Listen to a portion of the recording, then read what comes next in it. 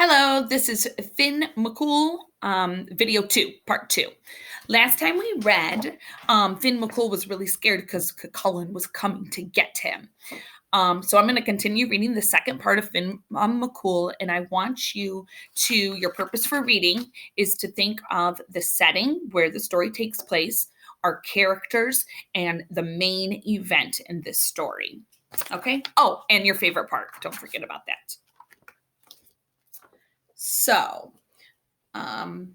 next, Una sent around to all the neighbors to borrow 1 and 20 iron frying pans.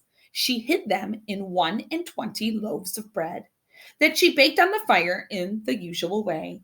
She set them in a cupboard with some bread she had baked the day before. She then took a pot of milk and made it into a fresh, wet cheese and put it along with some white stones at the foot of the cradle she had made up. "Now, my darling," she said, handing Finn some baby clothes. "Put these on and do everything just as I'm about to tell you. And remember," she said at the last, "Cucullin's strength lies in the brass finger he has on his right hand. Now, quick, get into the cradle because I hear the man mounting at the door."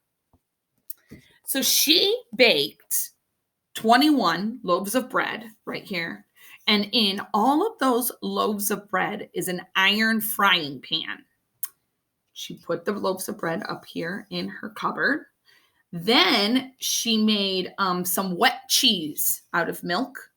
So she made cheese out of milk, and she laid them by the crib here next to some white stones. What do you think she's up to? You can comment on this video, and I'll respond.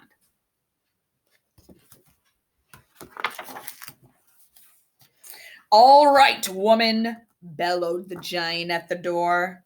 "Where's that coward Finn McCool that I've been chasing after all this time?" "Well, well," said Una with her sweetest smile. "Now, isn't that a shame? Finn was off working on the causeway when some important family affair called him away. But he'll be home by tea time. So why don't you just come right in and sit down?" Poor Finn trembled in the cradle. So there's Cucullin, there's Una, there's Finn in baby clothes in a baby cradle. Why do you think he's there? You can comment on this if you would like to. Why is he in baby clothes? "See this," Cucullin said, pulling what looked like a pancake out of his pocket. "This was a thunderbolt until I caught it and flattened it. And that's what I'm going to do to Finn McCool too." "Tis, tis," said Una. That may not be as easy as you think. Finn McCool's a big broth of a man. Why, take a look at our little baby, and you might be getting an idea of the strength and breadth of Finn himself." Cucullin peeked into the cradle.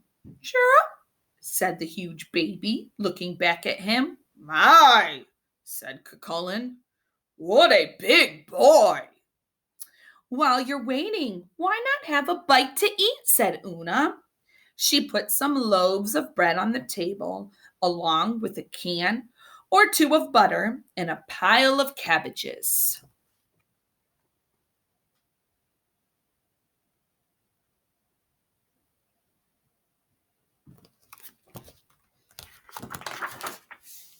Cucullin, who was as much a glutton as he was a bully, and glutton means like he's going to overeat, popped a loaf into his mouth and took a huge bite right down on one of the frying pans. Clang!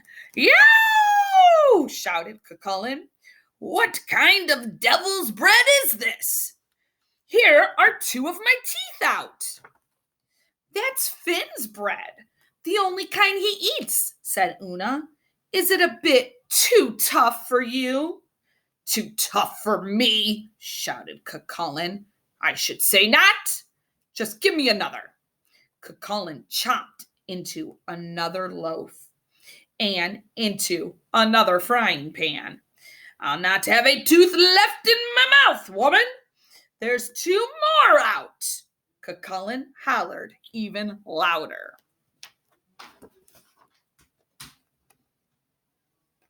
You can see his teeth missing.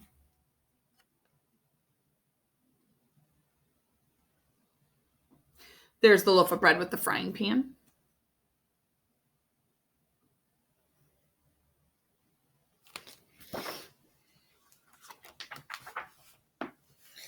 The baby began to holler too. Hungry, hungry, hungry. Ah, sweet dumpling, said Una, and she handed baby Finn a loaf. And because there was no frying pan in it, Finn ate it right down. More, said the baby, and he gobbled another loaf. He seems a strong lad, said Cucullin, getting a little worried.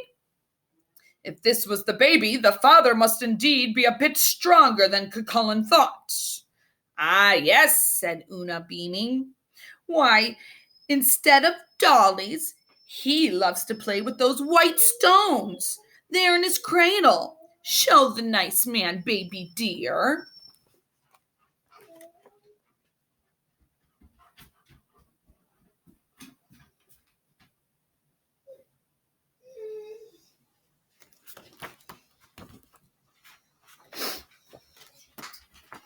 Finn did as he was told. He picked up a stone that was really the cheese and squeezed all the water out of it and popped it into his mouth and ate it down. Cucullin was not to be outdone by a baby.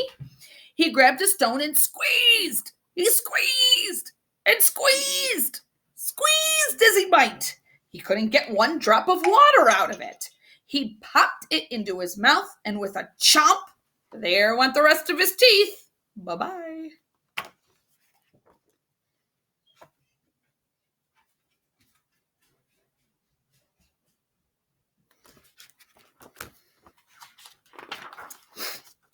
The howl that came out of him almost broke all the windows. When he finally calmed down, Cucullin said to Una, "What kind of teeth does that lad have? They must be made of iron. Let me see your chompers, baby." At that, baby Finn opened wide his mouth, and Cucullin stuck in his brass finger. The very brass finger that was the secret of his strength.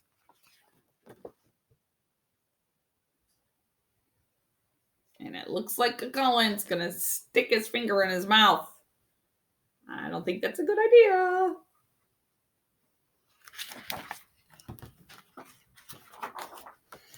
With a strong bite, chomp, Finn McCool bit the brass finger right off. Then up Finn leapt and began to pound the daylights out of the poor, weak Cucullin. That was that. Out the door went Cucullin, never to bother anyone, let alone Finn McCool again. "'Tis ready, my love," said Una, and Finn McCool sat down with the best giant wife in the whole world, and they lived a long, happy life. The end.